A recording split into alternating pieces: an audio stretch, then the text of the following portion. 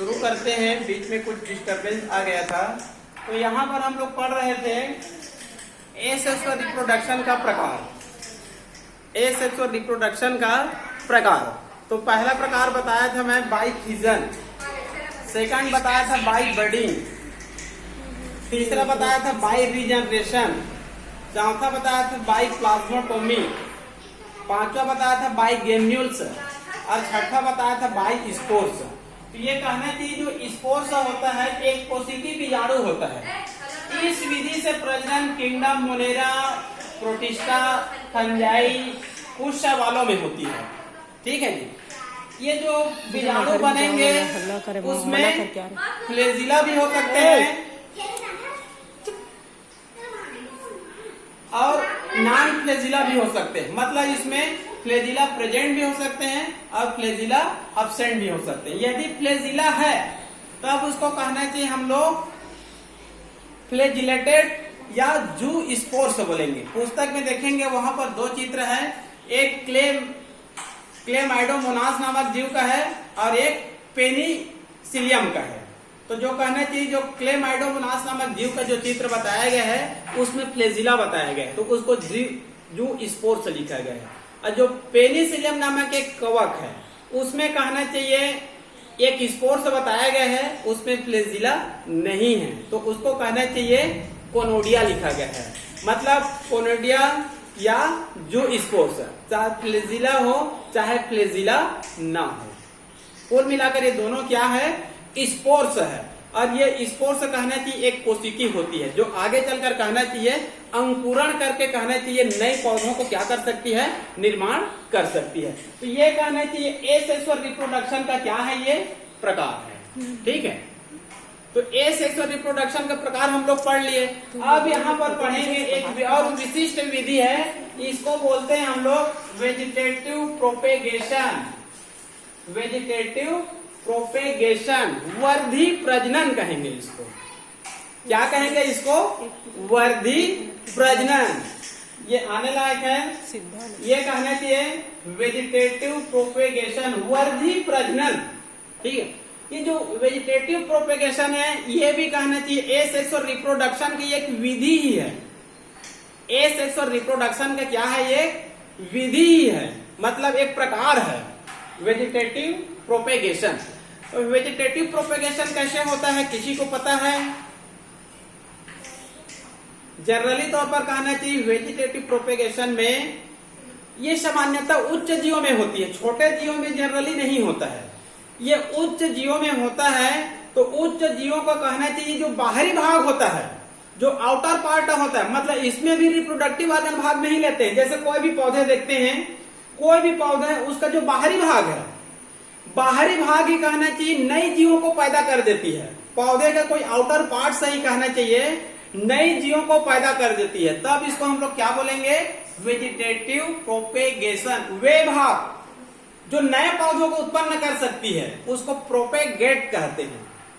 पौधे का वह भाग जो नए पौधे को उत्पन्न कर सकता है उसको क्या बोलेंगे हम लोग, प्रोपेगेट कहेंगे। मतलब वेजिटेटिव प्रोपेगेशन भी कहना चाहिए एसेक्सुअल रिप्रोडक्शन के लगभग एक प्रकार कह सकते हैं। और इस विधि से कहना चाहिए पौधे का जो बाहरी भाग होता है, आउटर पार्ट से होता है, वही भाग नई पौधे को उत्पन्न कर सकता है, तब इसको हम लोग बोलेंगे वेजिटेटिव प्रोपेगेशन।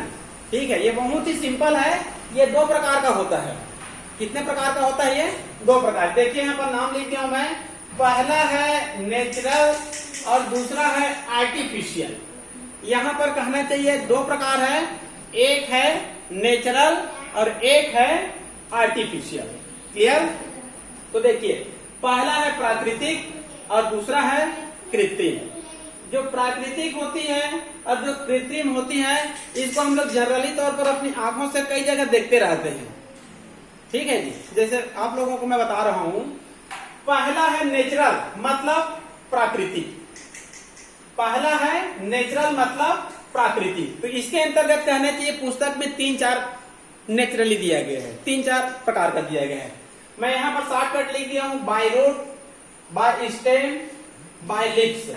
मतलब जड़, तना, पत्र पत्र मतलब पत्ती, रूट से, स्टेम से, लीफ से, इन तीनों विधियों से कहना चाहिए प्राकृतिक रूप से नए पौधे क्या हो सकते हैं, उत्पन्न हो सकते हैं। यहाँ पर आप लोग को केवल उदाहरण बता रहा हूँ, उदाहरण से एकदम क्लियर है। जैसे कि बाय रूट, तो यहाँ पर देखेंगे कौन से पौधे का जड़ है, कौन से पौधे का कहना चाहिए जड़ है, जो कहना चाहिए प्राकृतिक रूप से नए पौधे को उत्पन्न कर सकते हैं। तो जैसे कि आप लोग देखे होंगे, जैसे कि डहेलिया एक पौधे का नाम है, यहां पर कहना चाहिए एस्पेरेगस मतलब सतावर, ठीक है। इसके अतिरिक्त कहना चाहिए जो स्वीट पोटैटो, ठीक है, शकरकंद, ये कहना चाहिए जो डहेलिया है, सतावर है, शकरकंद है, इनके जो कहना चाहिए जो जड़ होती है, पोटैटो तो देखा होंगे, शकरकंद, सतावर भी देखे हैं, डहेलिया भी देखे हैं, इनके कहने की जो जड़ होती है, इनके जो जड़ होती है प्राकृतिक रूप से नए पौधे उत्पन्न कर सकते हैं। इनके जो जड़ होती है प्राकृतिक रूप से कहना चाहिए नई पौधे को क्या कर सकते हैं, उत्पन्न कर सकते हैं। तो ये वेजिटेटिव प्रोपेगेशन है, इसमें कोई रिप्रोडक्टिव ऑर्गन भाग नहीं ले रहा है, इसमें कोई फ्लावर या इसमें कोई बीज भाग नहीं ले रहा है, बल्कि पौधे का कोई बाहरी भाग नए पौधे को उत्पन्न कर सकता है। जो नए पौधे को उत्पन्न कर सकता है उस भाग को हम लोग क्या बोलते हैं, प्रोपेगेट, ठीक है। तो यहाँ पर शकरकंद है, सतावर है, डहेलिया है, इन सब के कहने की जो जड़ होती है वो प्राकृतिक रूप से नई पौधे को क्या कर सकते हैं, उत्पन्न कर सकते हैं, तब इसको बोलेंगे हम लोग बाय रूट। उसी प्रकार से सेकंड है बाय स्टेम, मतलब कुछ पौधे के तने, कुछ पौधे के तने हैं जो कहना चाहिए प्राकृतिक रूप से नई पौधे को क्या कर सकता है, उत्पन्न कर सकता है। तो तना तीन प्रकार से हो सकता है, तो पहले मैं तीनों प्रकार को लिख दिया हूं। जैसे कि अंडरग्राउंड स्टेम, पहला क्या है, अंडरग्राउंड स्टेम। सेकंड क्या है, क्रीपिंग, मतलब ऐसे पौधे जिनकी तने कमजोर होती है और एक पृथ्वी की समानांतर वृद्धि करते हैं, उसको कहना चाहिए विसर्पी या फिर क्रीपिंग कहते हैं। तीसरा है एरियल, मतलब वायवीय तने। तो स्टेम द्वारा कुछ पौधे की जो तने होती है प्राकृतिक रूप से नए पौधे को उत्पन्न कर सकते हैं। तो तने तीन प्रकार की होती है। इसका टाइम हो गया, इसको बंद कर दें, ठीक है। पहला है अंडरग्राउंड, मतलब भूमिगत तने। पहले क्या है, अंडरग्राउंड मतलब भूमिगत तने। ये तने प्राकृतिक विधि से नए पौधे क्या कर सकते हैं, उत्पन्न कर सकते हैं। आगे है क्रीपिंग, ऐसे पौधे जिनके तने कमजोर होती है उनसे भी प्राकृतिक रूप से कहने की नए पौधे उत्पन्न हो सकते हैं। आगे है एरियल, मतलब ऐसे पौधे जिनकी तने कहना चाहिए पृथ्वी से ऊपर मतलब वायु भाग में होती है, उसको बोलते हैं एरियल स्टेम, ठीक है। तो अंडरग्राउंड के अंतर्गत मैं दो तीन पौधे के नाम बताता हूं जिनकी तने प्राकृतिक रूप से नए पौधे को क्या कर सकता है, उत्पन्न कर सकता है। जैसे कि पहला लिख दिया मैं पोटैटो, दूसरा है ओनियन मतलब प्याज, ठीक है। तो जो पोटैटो का कहना चाहिए जो ट्यूबर होता है, पोटैटो का कहना चाहिए जो ट्यूबर होता है मतलब तना होता है, वो नए पौधे को क्या कर सकता है, उत्पन्न कर सकता है। प्याज है, लहसुन है, इनकी स्टेम ट्यूबर, प्याज है, लहसुन है, इनकी स्टेम ट्यूबर प्राकृतिक रूप से नए पौधे को क्या कर सकता है, उत्पन्न कर सकता है। आगे उदाहरण जैसे अदरक है, हल्दी है, आगे उदाहरण अदरक है, हल्दी है, इनकी जो कहने की जो राइजोम होती है, ये राइजोम भी कहना चाहिए प्राकृतिक रूप से नए पौधे को क्या कर सकती है, उत्पन्न कर सकती है। तो अंडरग्राउंड स्टेम मतलब ऐसे तने जो भूमि के अंदर पाई जाती है। तो आलू है, प्याज है, लहसुन है, अदरक है, हल्दी है, इन सब की तने पृथ्वी के अंदर पाई जाती है और प्राकृतिक रूप से नए पौधे को क्या कर सकता है, उत्पन्न कर सकता है। आगे है क्रीपिंग मतलब विसर्पी, इसके अंतर्गत कहना चाहिए मैं चार पौधे के श्रेणी का नाम लिख दिया हूं, जैसे कि runner, sucker, stolon, offset. Runner, sucker, stolon, offset. इसके अंतर्गत एक पौधे के नाम है जैसे कि दूब घास। रनर के अंतर्गत आती है एक पौधे दूब घास या फिर ब्राह्मी, ये ऐसे पौधे होती है जिनकी तने कहना चाहिए प्राकृतिक रूप से नए पौधे का क्या कर सकता है, निर्माण कर सकता है। शक्कर के अंतर्गत एक पौधे आती है पुदीना। पुदीना नामक पौधे से भी कहना चाहिए प्राकृतिक रूप से नए पौधे की क्या हो सकती है, उत्पन्न कर सकती है। स्टोलोन, स्टोलोन के अंतर्गत कहना चाहिए जस्मीन या फिर कहना चाहिए चमेली। चमेली नामक एक पौधे होती है जो प्राकृतिक रूप से कहना चाहिए नए पौधे को क्या कर सकता है, उत्पन्न कर सकता है। ऑफसेट, इसके अंतर्गत जलकुंभी पिस्टिया, जलकुंभी पिस्टिया ऐसे पौधे आती है जिनकी तने कहना चाहिए प्राकृतिक रूप से नए पौधे को क्या कर सकती है, उत्पन्न कर सकती है। ये हो गए आप लोगों का बाई क्रीपिंग। आगे लास्ट में एरियल, ऐसे पौधे जिनकी तने भूमि से ऊपर मतलब वायु भाग में पाई जाती है, उसको एरियल स्टेम बोलते हैं। तो इसके अंतर्गत कहना चाहिए सुगर केन मतलब गन्ना, सुगर केन मतलब गन्ना। और कहना चाहिए कमरबेल आती है जिसको कुसकुटा बोलते हैं। इनकी तने एरियल होती है और ये प्राकृतिक रूप से नए पौधे को क्या कर सकता है, प्राकृतिक रूप से निर्माण कर सकता है। क्लियर? ये हो गया बाई स्टेम और पहला हो गया बाई रूट। क्लियर? आगे चलते हैं बाई लिप्स, मतलब कुछ पौधों की पत्तियां होती है, कुछ पौधों की क्या होती है, पत्तियां होती है जो प्राकृतिक रूप से नए पौधे को क्या कर सकता है, निर्माण कर सकता है। तो यहाँ पर कुछ पौधे की पत्ती देखते हैं, जैसे कि ब्रायोफाइटा, बिग्नोनिया और एक अजूबा नामक पौधे भी होती है।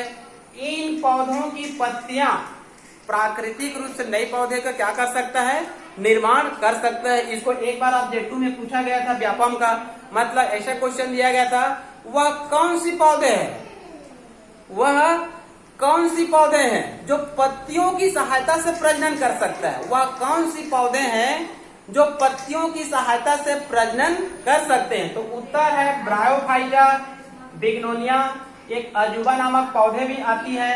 ये तीनों पौधे ऐसे होती है जो पत्तियों द्वारा प्राकृतिक रूप से क्या कर सकते हैं, प्रजनन कर सकते हैं। मान लो ये उनका एक चित्र है, ये पत्ती है, ये पत्तियां कहना चाहिए मुख्य पौधे से गिर जाती हैं या फिर मुख्य पौधे में ही लगी रहती है, और मुख्य पौधे में जब लगी रहती तभी इसमें कहना चाहिए कुछ अपस्थानिक जड़ बन जाती है, इसमें कुछ एडवेंटिसस या फिर अपस्थानिक पहले बड बनती है और ये बड आगे चलकर क्या बना देती है, रूट बना देती है, और ये रूट आगे चलकर नए पौधे का क्या कर सकता है, निर्माण कर सकता है। इतना क्लियर? ठीक है जी। जो वेजिटेटिव प्रोपेगेशन है ये दो प्रकार का होता है, पहला है नेचुरल और दूसरा है आर्टिफिशियल। तो ये कहना चाहिए प्राकृतिक है, ये कहना चाहिए प्रकृति में स्वतः होता रहता है, इसको हमको करने की आवश्यकता नहीं है। तो ये कहना चाहिए प्राकृतिक रूप से कुछ पौधे अपना रूट से, कुछ पौधे स्टेम से, कुछ पौधे पत्तियों से प्राकृतिक रूप से प्रजनन करके नए पौधों को क्या कर सकता है, उत्पन्न कर सकता है। क्लियर? अब आगे पढ़ते हैं आर्टिफिशियल, आगे पढ़ते हैं आर्टिफिशियल वेजिटेटिव प्रोपेगेशन। मतलब ये प्राकृतिक रूप से नहीं होती है बल्कि हमारे द्वारा कहना चाहिए इसको कृत्रिम रूप से कराया जाता है। ठीक है, ये भी बहुत ही सिंपल है, इसको मैं कुछ प्रकार बता रहा हूं।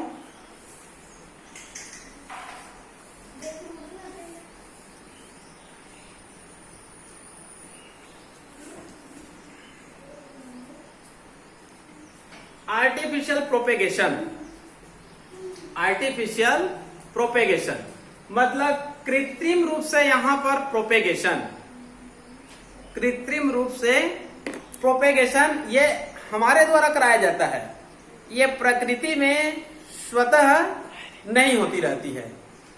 क्लियर? तो देखते हैं, पहले केवल हम लोग पॉइंट को देखते हैं। पहले मैं आप लोगों को पॉइंट का नाम बता रहा हूं, पॉइंट को पहले याद करना है। ठीक है जी। कृत्रिम विधि द्वारा तो हम लोग कराते हैं, तो पहले पॉइंट को याद कर लेते हैं। पहला है लेयरिंग,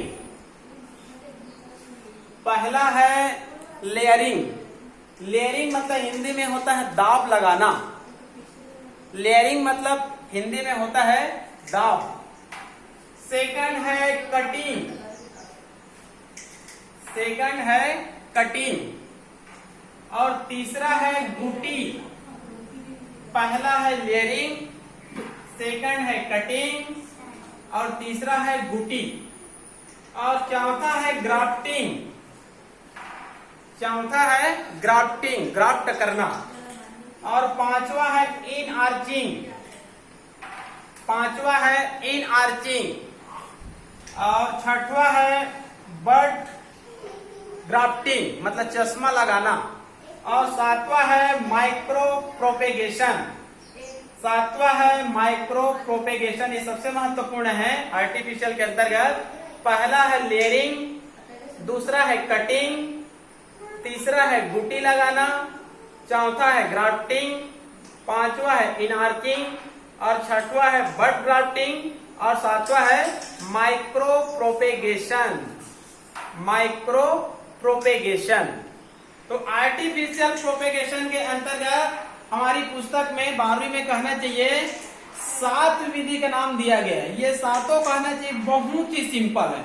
अधिकांश को तो हम लोग केवल चित्र को देखकर जान सकते हैं, अधिकांश को केवल चित्र देखकर जान सकते हैं। यदि आता है तो आप लोग इसमें चित्र अनिवार्य रूप से बनाएंगे, तभी इसमें नंबर मिलेगा। तो पहला देखिए लेयरिंग। लेयरिंग का शाब्दिक अर्थ होता है दाब, ठीक है। इस विधि का उपयोग जो कहना चाहिए गुलाब होती है, गेंदा होती है, जस्मिन होती है, नींबू होती है, अंगूर होती है, इन पौधों में आर्टिफिशियल प्रोपेगेशन कराया जाता है, ठीक है। ये जो अलग अलग विधि है हर पौधे में नहीं किया जाता, अलग अलग पौधे के लिए अलग अलग विधि का उपयोग किया जाता है। एक ही पौधे में सातों विधि का हम लोग उपयोग नहीं करते हैं जनरली तौर पर। अलग अलग पौधों के लिए अलग अलग विधियों का जनरली कहना चाहिए उपयोग किया जाता है। तो पहला है जैसे कि लेयरिंग, इसके लिए कहना चाहिए जो रोज होता है, मेरीगोल्ड होता है, जस्मिन होता है, लिमोन होता है, ग्रेप्स होता है, इन पौधों में दाब लगाने की विधि द्वारा कहना चाहिए एसेक्सुअल रिप्रोडक्शन या फिर वेजिटेटिव के अंतर्गत आर्टिफिशियल प्रोपेगेशन कराया जाता है। तो इसमें क्या होता है, पहला इसका 2-3 प्रकार है। पहला माउंड लेयरिंग, पहला क्या है माउंड लेयरिंग। तो इस विधि से मान लो कहना चाहिए किसी पौधे में इस विधि को मान लो करना है। तो ये मान लो पौधा का चित्र है, ये क्या है एक पौधे का चित्र है। इसमें पहले इसमें कुछ पत्तियां होती है, उन पत्तियों को हम लोग क्या कर देते हैं, तोड़ देते हैं। ये मान लो कहना चाहिए रोज का या मेरीगोल्ड का या फिर जस्मिन का कहना चाहिए क्या है, ये पौधा है। इसमें जितनी भी पत्तियां होती है, जितने भी तना होती है, उन सबको हम लोग क्या कर दिए, तोड़ दिए। और इसको कहना चाहिए मिट्टी से हम लोग क्या कर दिए, यहाँ तक दबा दिए। और इसमें कहना चाहिए कुछ पानी भी डाल देते हैं ताकि यहाँ पर नमी बनी रहे, ठीक है। ऐसे करने के बाद इसको कुछ दिनों के लिए हम लोग क्या कर देंगे, छोड़ देंगे। तो आगे चलकर देखते हैं इसमें क्या उत्पन्न हो जाती है, तने उत्पन्न हो जाती है। बहुत सारे इसमें क्या उत्पन्न हो जाएंगे, तने। और ये तने आगे चलकर इसमें पत्ती भी बन जाती है, आगे चलकर इसमें क्या बन जाएंगे, पत्ते भी बन जाएंगे। और यहाँ पर रूट भी उत्पन्न हो जाती है, यहाँ पर क्या उत्पन्न हो जाती है, रूट भी उत्पन्न हो जाती है। तो ऑटोमेटिक देखिए पहले एक पौधे लिए थे, कितने पौधे लिए थे, एक पौधे, ठीक है। अब एक पौधे से कहना चाहिए बहुत सारे इसमें शाखा बनती है और प्रत्येक शाखा में कहना चाहिए जड़ भी बनती है। अब इसको मुख्य पौधे से अलग कर लेते हैं और अनेक पौधे का क्या कर सकते हैं, निर्माण कर सकते हैं। तो इसको हमारे द्वारा कराया जा रहा है, तब इसको हम लोग क्या बोलेंगे, आर्टिफिशियल कहेंगे, ठीक है जी। एक पौधा लेते हैं, इसके तने के सभी भागों को हम लोग अलग कर देते हैं, मिट्टी से दबा देते हैं, नमी बनाए रखते हैं, तब इसमें शाखा उत्पन्न होती है, शाखा में पत्ती उत्पन्न होती है और इसमें जड़ उत्पन्न होती है। और इसको जड़ सहित कहना चाहिए काट देते हैं और एक पौधे से हमको अनेक पौधे मिल गए। तो आर्टिफिशियल प्रोपेगेशन है, क्लियर। ये है माउंड लेयरिंग। दूसरा है ट्रेंच लेयरिंग। ट्रेंच मतलब होता है नाली, ट्रेंच मतलब होता है नाली। इसमें हम लोग क्या करते हैं, इसका चित्र मैं नहीं बनाया हूं, इसका मान लो कोई भी शाखा को काट कर अलग कर देते हैं, कोई भी शाखा को क्या कर देते हैं, काट कर अलग कर देते हैं। जैसे शाखा होता है वैसी एक नाली बना देते हैं भूमि में, जैसे शाखा होता है वैसी भूमि में क्या बना देते हैं, नाली बना देते हैं, ट्रेंच बना देते हैं और उसी में उसको दबा देते हैं और कुछ मिट्टी भी डाल देते हैं। कुछ दिनों बाद देखते हैं तो पहले के समान इसमें भी कहना चाहिए बहुत सारे क्या उत्पन्न हो जाती है, अन्य शाखा उत्पन्न होती है, उसमें पत्तियां भी होती है और एक शाखा से अनेक पौधे हम लोग क्या कर सकते हैं, निर्माण कर सकते हैं। तो इसको नाम दिया गया है ट्रेंच लेयरिंग मतलब नाली, और ये है माउंट। तीसरा है टिप लेयरिंग। तीसरा है टिप लेयरिंग। टिप लेयरिंग का अर्थ होता है, चित्र में किया है, मान लो एक पौधा है, मान लो क्या है, एक पौधा है, ठीक है। ये पौधे की एक तने को ऐसे हम लोग नीचे झुकाते हैं और मिट्टी में ऐसे उसको दबा देते हैं। ये मिट्टी है, ये ठीक है, ये नीचे में मिट्टी है। इसके तना को नीचे हम लोग धीरे से झुकाते हैं और फिर झुकाते हैं और इस प्रकार से इसके कुछ भागों को क्या कर देते हैं, मिट्टी में हम लोग इसको दबा देते हैं। और कुछ दिन बाद देखते हैं तो यहाँ पर जड़ उत्पन्न हो जाती है। इस मिट्टी के अंदर में क्या उत्पन्न हो जाती है, जड़ उत्पन्न हो जाती है। फिर इसको यहाँ से काट देते हैं और इसको अलग कर लेते हैं। तो यहाँ पर भी एक पौधे से कई नए पौधे क्या कर सकते हैं, हम लोग उत्पन्न कर सकते हैं। क्लियर? तो यह हो गया लेयरिंग। ये क्या हो गया, पहला लेयरिंग, ठीक है। उसके बाद है दूसरा कटिंग। कटिंग का उपयोग हम लोग गन्ना या गुलाब या गुड़हल वगैरह हम लोग इसका उपयोग करते हैं। कटिंग का शाब्दिक अर्थ है, मान लो कोई गन्ना है, गन्ना को ऐसे उसको काटना है तिरछे और उसको कहीं पर लगा देना। मान लो हमारे पास कहना चाहिए 2 गन्ने का पौधा है, उसको हम लोग कहना चाहिए 10-10 बार ऐसे काट लेते हैं तिरछे और कहीं पर लगा देंगे। तो 2 गन्ने से कहना चाहिए हमको 20 गन्ने प्राप्त हो सकते हैं। तो इसको कहा जाता है कटिंग। ये गन्ना में, गुड़हल में, गुलाब में, इन पौधों में इसका उपयोग किया जाता है। जैसे कि अन्य पौधों में नहीं होगा, जैसे नीम है, आम है, अशोक है, इनको ऐसे तिरछे काट कर हम लोग कहीं पर लगा देंगे तो नई पौधे की उत्पत्ति नहीं होती है। कुछ विशेष पौधों में अलग अलग विधि का उपयोग किया जाता है। क्लियर? आगे गुटी लगाना। तीसरा है गुटी लगाना। पुस्तक में एक चित्र है, उसको देखेंगे, एकदम बहुत ही सिंपल है। जैसे इस विधि का उपयोग हम लोग घरों में भी नींबू में इसका उपयोग करते हैं। जैसे कहना चाहिए नींबू का जो पौधा होता है उसका कोई भी जो तना है बहुत ज्यादा पुराना नहीं होना चाहिए और ना बहुत ही ज्यादा नया भी नहीं होना। जो मध्यम तने होती है उसके कहना चाहिए, जो तना होती है उसके कहना चाहिए, जो बार्क होती है, जो छाल होती है, उसको हम लोग कहना चाहिए चाकू से काट कर या फिर किसी भी विधि द्वारा काट कर क्या कर देंगे, उसको अलग कर देंगे और उसमें गोबर का खाद डाल देते हैं। और गोबर का खाद डालने के बाद उसको कपड़े से क्या कर देते हैं, हम लोग उसको लिपट देते हैं और लिपट कर उसको क्या कर देते हैं, बांध देते हैं।